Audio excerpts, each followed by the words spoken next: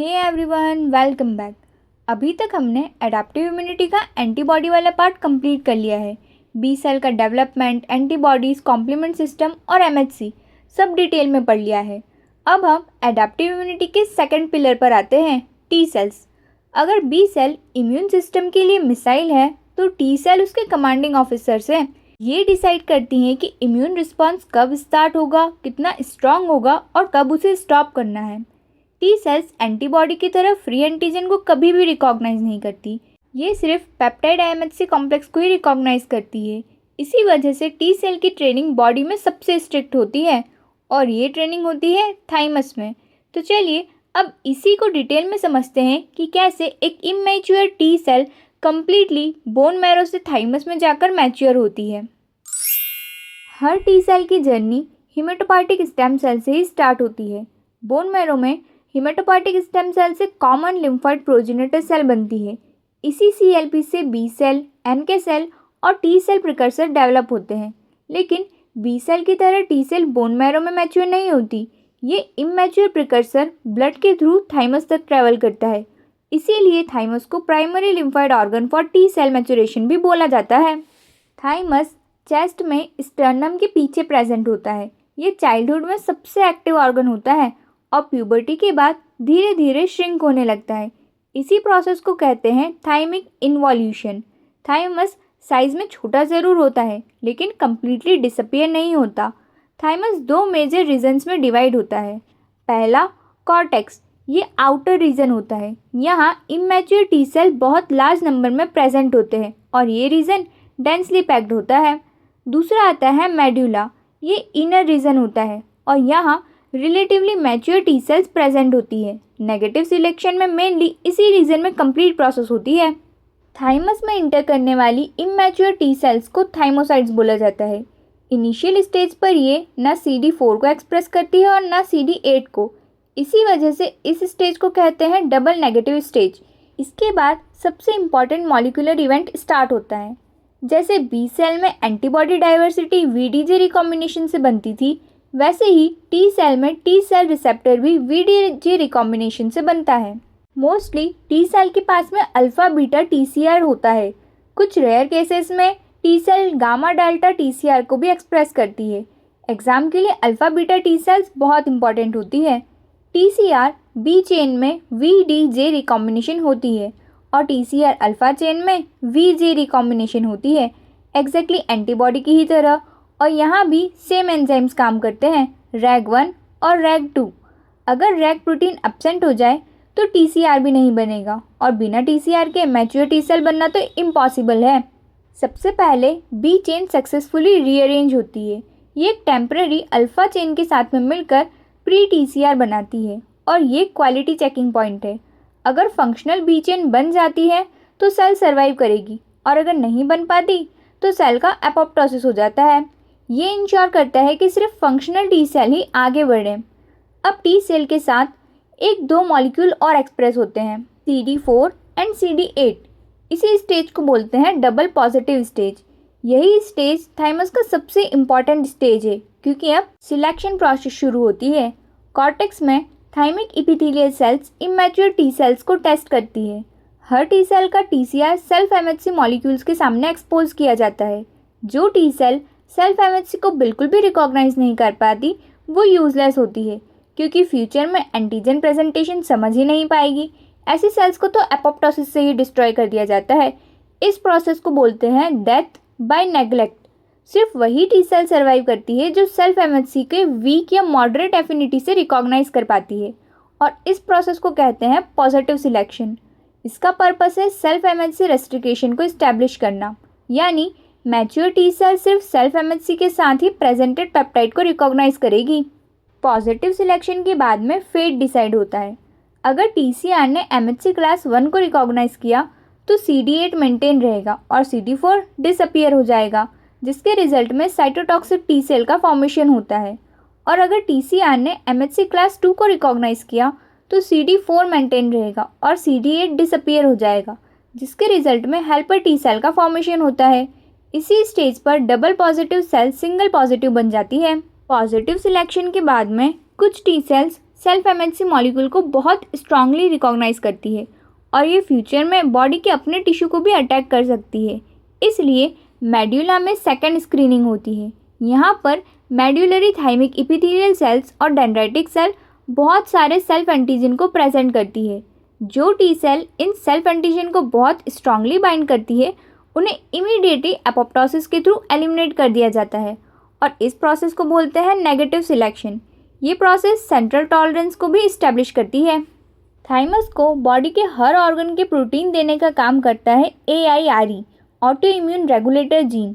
ये medullary epithelial cells के body के अलग अलग टिश्यू के प्रोटीन्स को एक्सप्रेस करने में हेल्प करता है, जैसे इंसुलिन, थायरोग्लोबुलिन और बहुत सारे टिश्यू स्पेसिफिक प्रोटीन्स। इसी वजह से टी सेल इन प्रोटीन के अगेंस्ट भी टेस्ट कर पाती है। अगर AIRE म्यूटेट हो जाए तो self reactive T cell survive कर जाती है और ऑटो इम्यून डिसीज़ होने के चांसेस बढ़ जाते हैं।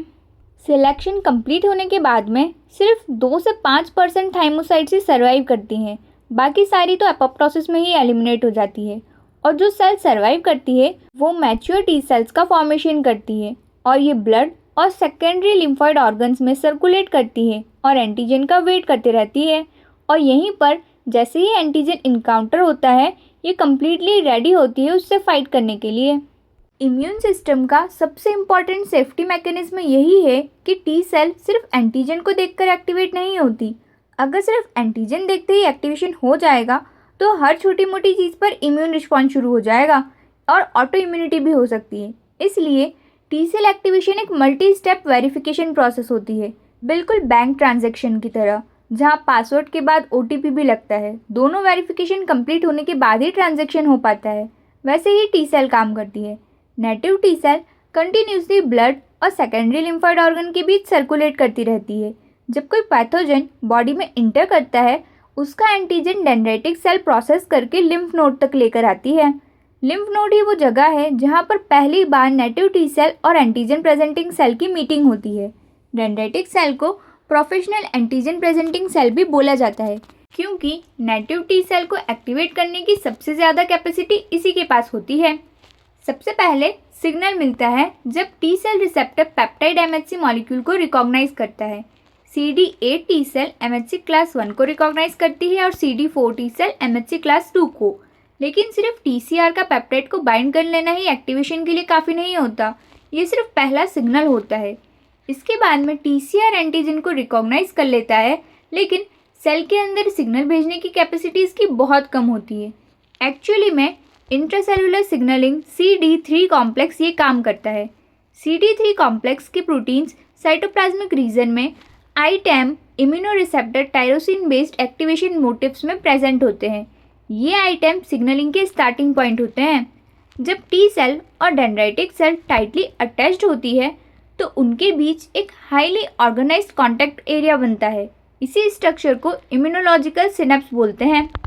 ये सिर्फ एक फिजिकल अटैचमेंट नहीं होता, यहीं पर सारे रिसेप्टर, को रिसेप्टर और सिग्नलिंग मॉलिक्यूल्स ऑर्गेनाइज होते हैं और ये इम्यून सिस्टम का एक कम्युनिकेशन प्लेटफॉर्म बनाता है। इसके बाद आता है सबसे इम्पॉर्टेंट चेक पॉइंट।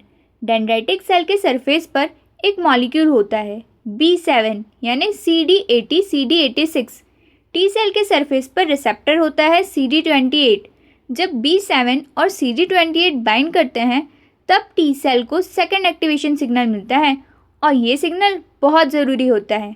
अगर पेप्टाइड MHC रिकॉग्नाइजेशन हो जाए लेकिन CD28 B7 इंट्रैक्शन ना हो तो टी सेल एक्टिवेट नहीं हो पाती, वो एनर्जी में चली जाती है। एनर्जी का मतलब है परमानेंटली अनरिस्पॉन्सिव स्टेट। ये बॉडी का एक इम्पॉर्टेंट मैकेनिज्म है जो ऑटो इम्यूनिटी को प्रिवेंट करता है। सोचो, अगर किसी नॉर्मल बॉडी प्रोटीन का पेप्टाइड एक्सीडेंटली MHC पर प्रेजेंट हो गया और अगर सिर्फ पेप्टाइड रिकॉग्नाइजेशन से एक्टिवेशन हो जाता तो हर दिन ऑटो इम्यूनिटी डेवलप हो जाती। इसलिए बॉडी ने रूल बनाया कि डेंजर सिग्नल भी होना चाहिए। प्रोफेशनल एंटीजन प्रेजेंटिंग सेल सिर्फ इन्फेक्शन के टाइम पर B7 मॉलिक्यूल्स को हाई लेवल पर एक्सप्रेस करती है। इसी वजह से T cell normally harmless proteins की तरह अगेंस्ट बॉडी में एक्टिवेट नहीं होती। इम्यूनोलॉजिकल सिनेप्स को स्टेबल बनाने के लिए एडिशन मॉलिक्यूल भी काम करते हैं और इसमें सबसे इम्पॉर्टेंट इंट्रैक्शन होती है टी सेल और ICAM की। ये दोनों सेल्स को टाइटली अटैच रखते हैं ताकि सिग्नलिंग इफ़िशिएंटली हो सके। सिग्नल 1 और सिग्नल 2 मिलते ही सेल के अंदर सिग्नलिंग कैस्केड स्टार्ट होता है। सबसे पहले काइनेज LCK एक्टिवेट होता है। LCK CD3 के ITM के पास फॉस्फोराइलेशन करता है। इसके बाद ZEP70 का रिक्रूटमेंट होता है। ये टी सेल सिग्नलिंग का एक सेंट्रल काइनेज होता है। ZEP70 एक्टिवेट होते ही मल्टीपल सिग्नलिंग पाथवे एक साथ स्टार्ट हो जाते हैं और ये पाथवे अल्टीमेटली न्यूक्लियस तक सिग्नल पहुंचाते हैं। ZEP70 एक एंजाइम को भी एक्टिवेट करता है, phospholipase C gamma.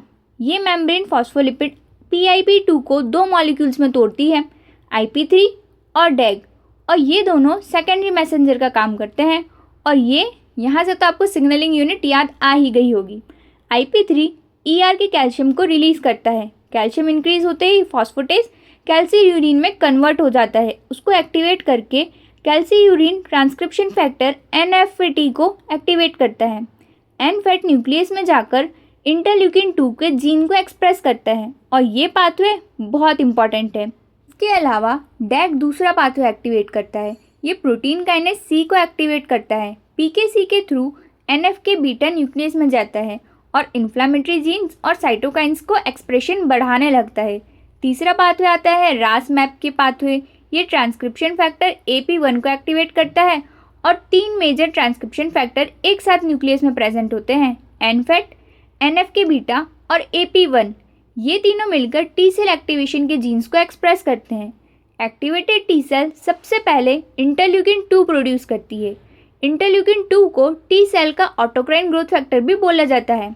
Activated T cell खुद इंटरल्यूकिन 2 बनाती है और खुद ही इंटरल्यूकिन 2 रिसेप्टर को एक्सप्रेस भी करती है, यानी सेल अपनी ही ग्रोथ के सिग्नल खुद से जनरेट कर रही होती है। इंटरल्यूकिन 2 सिग्नलिंग के बाद टी सेल के रैपिड माइटोसिस करवाता है। एक एक्टिवेटेड टी सेल से हज़ारों आइडेंटिकल टी सेल्स बनती है। इसी प्रोसेस को क्लोनल एक्सपेंशन बोला गया था। ये वही कॉन्सेप्ट है जो हमने बी सेल में पढ़ा था। डिफरेंस सिर्फ इतना आता है कि यहाँ एंटीबॉडीज़ नहीं, टी लिम्फोसाइट एक्सपांड होती है। एक्सपांशन के बाद में टी सेल 2 मेजर पॉपुलेशन में डिवाइड होती है। एक ग्रुप इफेक्टर टी सेल बनाता है जो इमीडिएटली इन्फेक्शन के अगेंस्ट काम करती है, और दूसरा ग्रुप मेमोरी टी सेल बनाता है जो बहुत सालों तक सर्वाइव करती है और फ्यूचर इन्फेक्शन के टाइम पर बहुत फास्ट रिस्पॉन्स देती है। इसी वजह से वैक्सीन सिर्फ एंटीबॉडीज ही नहीं, मेमोरी टी सेल से भी जनरेट की जा सकती है। इम्यून रिस्पॉन्स को हमेशा तो ऑन रखा नहीं जा सकता, इसलिए एक्टिवेशन के कुछ टाइम बाद टी सेल एक इनहिबिटरी रिसेप्टर एक्सप्रेस करती है, CTLA4, जो कि B7 से बाइंड कर CD28 से स्ट्रॉन्ग एफिनिटी से बाइंड करता है और इम्यून रिस्पॉन्स पर ब्रेक लगा देता है। कैंसर सेल भी कभी कभी CTLA4 और PD1 पाथवेज का एडवांटेज लेकर इम्यून रिस्पॉन्स से बच जाती है।